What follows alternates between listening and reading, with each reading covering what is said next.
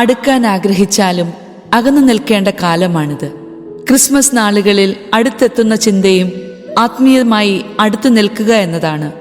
Father James മുണ്ടോലിക്കലിന്റെ breaking news from Bethlehem. സമാനതകളില്ലാത്ത സാമൂഹ്യ സാഹചര്യത്തിലൂടെയാണ് നാം കടന്നുപോയിക്കൊണ്ടിരിക്കുന്നത്. ഏതാണ്ട് 10 മാസത്തോളമായി നാം ഇടപെടുന്ന സമസ്ത മേഖലകളിലും സാധാരണ ജീവിതം സാധ്യമാകാത്ത അവസ്ഥ നിലനിൽക്കുകയാണ്. കണ്ടും കേട്ടും പരിചയിച്ച ചുറ്റുപാടുകൾ പെട്ടെന്ന് തകിടം മറിഞ്ഞതിൻ്റെ ആഹ്ലാദത്തിൽ നിന്ന് ലോകം മുക്തമായിട്ടില്ല. സാമ്പത്തിക, സാമൂഹ്യ, ആത്മീയ രംഗങ്ങളിലെല്ലാം ഈ ഗുരുതര പ്രശ്നം സജീവമാണ്. ഇത്തരമൊരു പ്രതികൂല സാഹചര്യത്തിലാണ് ഈ വർഷത്തെ ക്രിസ്തുമസ് കടന്നുവരുന്നത്. ക്രൈസ്തവരെ സംബന്ധിച്ച് ക്രിസ്തുമസിൻ്റെ പ്രാധാന്യം കേവലമൊരു ആഘോഷം എന്നതിനപ്പുറത്ത് സുപ്രധാനമായൊരു വിശ്വാസ രഹസ്യത്തിൻ്റെ ആത്മീയ അനുസ്മരണമാണ്. ലോകത്തിൻ്റെ രക്ഷയ്ക്കായി ദൈവപുത്രൻ പിറക്കും എന്ന തലമുറകൾ കാത്തിരുന്ന വാഗ്ദാനത്തിൻ്റെ പരിപൂർത്തി. രക്ഷാകരമായ ഈ ആത്മീയ ആഘോഷത്തിൻ്റെ ആത്മാവ് തേടിയുള്ള ഒരു വിശ്വാസിയുടെ യാത്രയിൽ ആധുനിക കാലഘട്ടത്തിൻ്റെ ആനുകാലിക സാധ്യതകളോട് ചേർന്ന് ഏതാനും ചില കാര്യങ്ങൾ ഓർക്കുന്നതും പ്രാർത്ഥനാപൂർവം ചിന്തയ്ക്ക് വിധേയമാക്കുന്നതും ഉചിതമാണ്. ഇത്തരം പരിചിന്തനങ്ങൾ ക്രിസ്തുമസ് പോലെ ആഹ്ലാദകരമായ ആഘോഷത്തിൻ്റെ ആത്മീയ മാനത്തിന് മിഴിവേകും. വാർത്തയും സ്വദ്വാർത്തയും. സത്യാനന്തര കാലത്തെ മാധ്യമ സാധ്യതകളുടെ നടുവിലാണ് നാം ജീവിക്കുന്നത്. എത്രയെത്ര വാർത്തകളും സംഭവങ്ങളും അതിൻ്റെ അനുകൂലവും പ്രതികൂലവുമായ വ്യത്യാസങ്ങളുമാണ് അനുദിനമെന്നോണം നമ്മുടെ ചെവികളിലും കണ്ണുകളിലും വന്ന് പതിയുന്നത്. ബ്രേക്കിങ്ങുകളും ഫ്ലാഷ് ന്യൂസുകളും എക്സ്ക്ലൂസീവുകളും പരിധികളില്ലാതെ പടരുന്ന കാലമാണിത്. ഇത്തരത്തിൽ സംവദിക്കപ്പെടുന്നവയിൽ നല്ലൊരു ശതമാനം അസത്യങ്ങളും അർദ്ധസത്യങ്ങളുമാണ്. ഇനി സത്യത്തിൻ്റെ അംശമുണ്ടെങ്കിൽ അത് ഏതെങ്കിലും തരത്തിലുള്ള ദുരന്തങ്ങളോ അപകടങ്ങളോ ആകാനാണ് സാധ്യത. ഇത്തരമൊരു കാലത്ത് 2000 വർഷം മുമ്പ് നടന്ന ഒരു നല്ല വാർത്തയുടെ അലയൊലികൾ തിളക്കവും മിഴിവും കുറയാതെ നമ്മുടെ ധ്യാനത്തിനും പ്രാർത്ഥനയ്ക്കും ആഘോഷത്തിനും വിഷയമാകുന്നത് ചെറിയ കാര്യമല്ല. ലോകം ശ്രദ്ധിച്ച ഏറ്റവും മികച്ച എക്സ്ക്ലൂസീവ് ബ്രേക്കിംഗ് ന്യൂസ് ആയിരുന്നു ഗബ്രിയേൽ മാലാഖയുടെ അധരത്തിൽ നിന്ന് പുറപ്പെട്ടത്.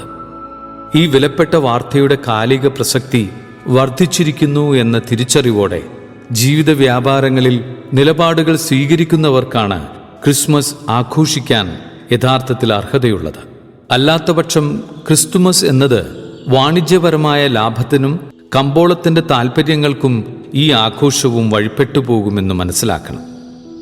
വൈകാരിക സംഭവങ്ങളും വിവാദങ്ങളും വാർത്തയുടെ സിംഹഭാഗവും അപഹരിക്കുമ്പോൾ നല്ല വാർത്തകളുടെ പ്രഘോഷകരാകുക, പ്രചാരകരാകുക എന്നതാണ് ക്രിസ്തുമസ് നൽകുന്ന അടിസ്ഥാന സന്ദേശം. മാമോദിസായിലൂടെ ഈശോയോടൊപ്പം ജനിക്കാനും ജീവിക്കാനും അവസരം കിട്ടിയ നമ്മുടെ ജീവിത ദൗത്യം സുവിശേഷ പ്രഘോഷണമാണ്. സുവിശേഷമെന്ന അർത്ഥസമ്പുഷ്ടമായ വാക്ക് അതിപരിചയം കൊണ്ടും നിരന്തരമുള്ള പ്രയോഗം കൊണ്ടും മൂർച്ച കുറഞ്ഞു പോയോ എന്നൊരു സന്ദേഹമുണ്ട്. സുവിശേഷം എന്നാൽ നല്ല വാർത്ത എന്ന വളരെ ലളിതമായൊരു അർത്ഥമുണ്ട്. അങ്ങനെയെങ്കിൽ ക്രിസ്തുമസ് ആഘോഷിക്കാൻ ഒരുങ്ങുന്ന ക്രിസ്ത്യാനി നിഷേധാത്മക വാർത്തകൾ അതിവേഗം പടരുന്ന ഇക്കാലത്ത് നല്ല വാർത്തകളുടെ വക്താക്കളായി രൂപപ്പെടണം.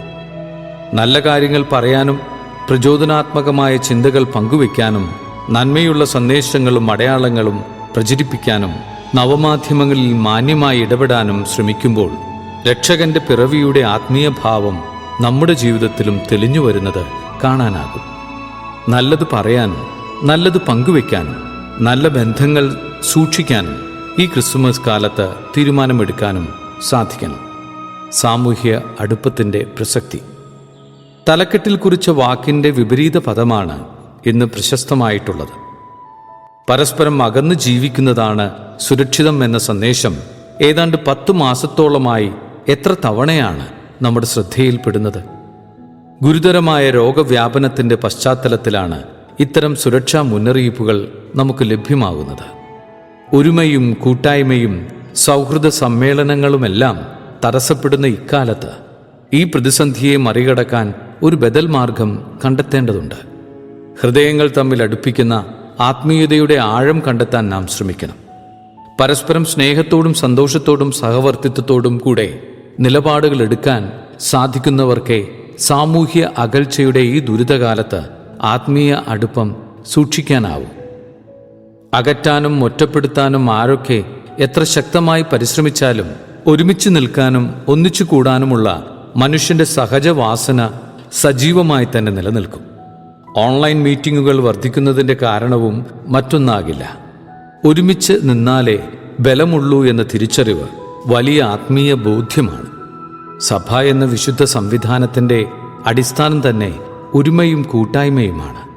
വ്യത്യസ്തമായ താൽപ്പര്യങ്ങളുള്ളവരെയും ആഭിമുഖ്യങ്ങളിൽ ഭിന്നതകളുള്ളവരെയും സമഭാവനയോടും കരുണയോടും കൂടെ നിർത്താനുള്ള ആത്മീയ പക്വത ആർജിച്ചെടുക്കാനുള്ള ആഹ്വാനം ഈ ക്രിസ്തുമസ് കാലത്ത് നമ്മുടെ ഹൃദയങ്ങളിൽ മുഴുകുന്നുണ്ട്.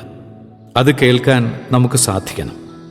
ഇന്നത്തെ പ്രത്യേക സാഹചര്യത്തിൽ 2020 ക്രിസ്തുമസ് വ്യത്യസ്തമാകാനാണ് സാധ്യത.